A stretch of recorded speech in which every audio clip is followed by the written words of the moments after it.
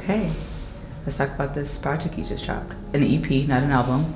Yeah, it's an EP. It's Black Heart Rockstar. It's 4 songs, kind of going through like the last couple years of where I've been at. Okay. What makes this project different from anything else you've dropped? I think it's the best project I've dropped, for one. I think the quality is definitely there, and I feel like there's a lot more like raw emotion, because like where I'm going with it, like it's just like I've been dealing with grief the last couple of years, and to dive into that and find like a soundscape for it and just an outlet really made a lot of sense and really created a lot of good music. Yeah. What was the easiest song for you to make? I can't even tell you, because when things really happened that happened on this project, I spent like just a week just writing, like, so everything just came together like very quickly. So I was done within a week, like last year around this time. That's not bad. Yeah. It was like an emotional release, you know? That's good to know. I know that music tends to do that. That's what I push for on my platform. Music and mental health, and the fact that music, whether it's writing, singing, drumming, any of that, it mirrors a form of a way of dealing with mental health. And with you talking about dealing with grief and stuff, what other ways have you ever dealt with that, like opposed to music?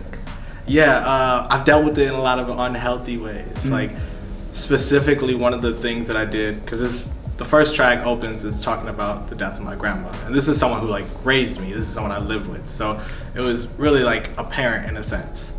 And I had lost my job like 2 months before, so I was working a bunch of other jobs, and so I was just working every day after that, and I wasn't giving myself the space to think about it or process it. I was just like, I'm going to be here, I'm going to do this, and then I'm going to go home and go to sleep.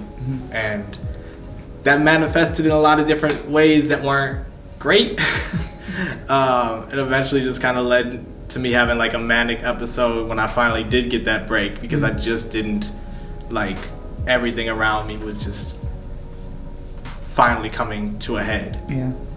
On top of dealing with all of that, I know you were outside pretty heavy with the George Floyd stuff. Why was that important to you? Yeah, that's always something that's important to me, like, because I grew up in a black neighborhood. A lot of my friends are black. I went to black schools. I make hip hop, which is a black art form. And so it's important for me to, like, you know, be out there and show support for people I care about, for things that I care about and things of that nature. But also, it's also just an injustice, and it's something that we should really care about in general. Like, you know, this is something that happens all the time. This is something that we see all the time. And for me, it's like, if you don't like do something against it, if you don't push back, like, then it'll keep happening. Do you think it's a black and white problem, or do you think it's a system problem?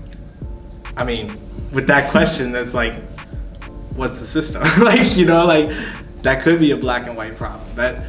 And when we look at the system, like, you're looking at like capitalism, you're looking at white supremacy, which then makes it a white and black problem. But also, I mean, I think white supremacy is something that devours everything. Like, it's the environment, it's people of different races, it's poor folks, it's like queer people. So like, when you're dealing with these systems, of course, like, you're going to run into all these different intersections, and that's why I think it's important to like push back on those. All right, what do you feel like your place is in the music scene? Oh, that's a good question, because like, I'm very like, by myself, I'm very isolated. I kind of like don't go out and interact with that many people. I mean, you can't really anyways with the pandemic going on, but for me personally, it's just like using my voice in whatever way I can. Like, on my last project, the first project I released, Love Again, I always have this kind of mentality of like mixing in the medicine. So like, whatever I'm talking about, like, I slip something in, like, that would be important to talk about. So like, I have a happier song called Buzzin', and then like on that record it's like, and we don't fuck with cops. I'm sorry, Mrs. Officer. Tell all the killing stop. I'm praying for abolishment. Like, you know, like it might feel happy, but there's that moment where like there's something in there, and I feel like that's important. And I also feel like, and this is true because we're in Minnesota, like it's very white on this hip hop scene, and that doesn't necessarily mean that the same people who like hip hop care that much for black folks. Right. And so they might listen to white people, they might listen to white rappers and not give a fuck about anything that's going on in black communities. So if they're only going to listen to white people, if I'm putting something in my message, if I'm showing up at these shows and I'm saying whatever I need to say that's important that day, or, you know, in general, at least they're getting it from somewhere, and maybe that can point them to the actual black people who are the actual organizers out there who are doing the work. Okay. I would say you have a pretty good relationship with most of the black artists here, for the most part, from what I've seen. I would hope so. So, okay, that's good to know. What does the next year look like for you musically? Musically, I plan to do a lot more. So it's just like, you know, I took all of last year just to like, in a sense, heal, but also like, it's a pandemic, there's nothing really going on. And so I have a lot of stuff written, I have a lot of like music prepared. So it's just mostly about like, with Black Heart Rockstar, how far we can take that, and then whatever is down the line for what I release later this year. Okay. What do you want to see change in this community? Everything. I mean, like, not in addition to like what we saw like last year with the uprisings, we also saw a lot of like people getting called out for like, you know, sexual misconduct and abuse and everything. And like, that's nothing new in the music scene, but it's been a long time that Minneapolis and St. Paul, the whole Minnesota music scene, needs to reckon with that. Right. And as we can see, like, these were people who were quote unquote gatekeepers. Yeah. So like, all of that stuff needs to come down, and like, I don't necessarily think the same type of platform needs to exist there. I think that just replacing it just gives room for more of it. I think we need to think of something new. Who is your biggest influence musically? I would say Lil Wayne. I think that's someone that I listen to a lot, like middle school, early high school, and just. What's your favorite Lil Wayne song? That's not a question I can answer, because that could change any day. Like, you had a really good day today. All your bills are paid. You got money left over, and you're getting ready to get in your car, and you're going to a Lil Wayne album track. What are you putting on? You know, it's probably not the right one. It's from Carter 2, but it would be Best Rapper Alive. Okay. If not that, it'd be Hustler Music. So like. See, I think for me so probably my favorite Lil Wayne song ever is always going to be probably Pussy Money Weed. It brings me to a different gosh, yes. I love that with when he uses like Andre's line. Like, I love it like Egyptian. Yeah. Part of the description. Just that track brings me back to like being like 13. Yeah, no, I a friend of mine once borrowed like a 360 to me, and they had like all these Lil Wayne tracks on it. And so like, that was back when you could mute the game and just play music. Yeah. And so like, I would listen to that while playing Saints Row, like just all the time. Okay.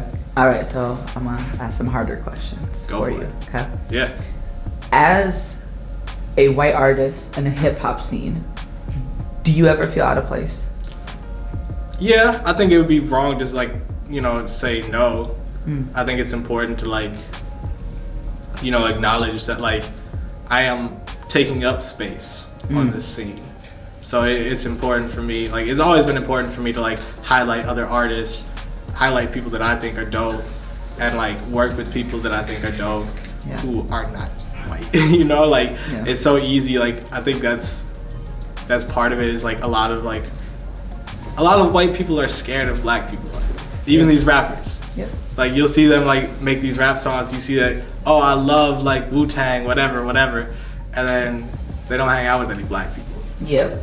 So it's like, you know, like I always feel like, am I part of that? Am I feeding into that?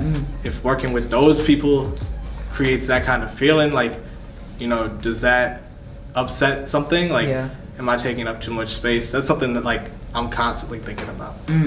I think that's something you need to be a lot more open on and like vocal about, that vulnerability and that openness to ask that type of question. Could give you some very honest truths on that, and honestly that might help you get those answers that you're looking for in that conversation. With what I do and the stance that I take very effortlessly on what I'm fighting for and like what I want to make a difference. Like you're the first white artist I've ever interviewed throughout this entire process. You are the first artist, so it's a little hard for me. I'm not gonna lie to you. I understand. I'm appreciative of you even taking the time and the opportunity, like, you know, to sit down with me. Yeah, I appreciate you even reaching out, so it means I'm doing my job good. Yeah, I think you're dope. Like, I think what you've done is dope, and like that's kind of the reason I wanted to have this conversation in the first place.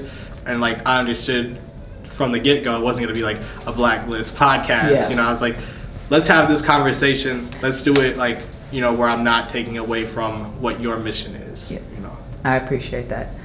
It's definitely been hard. I've had to turn down a lot of artists, a lot of white artists, and they don't take that very kindly. So I appreciate you for being understanding of that dialogue and being like, no, we can do something completely different. So I do appreciate you being open on that.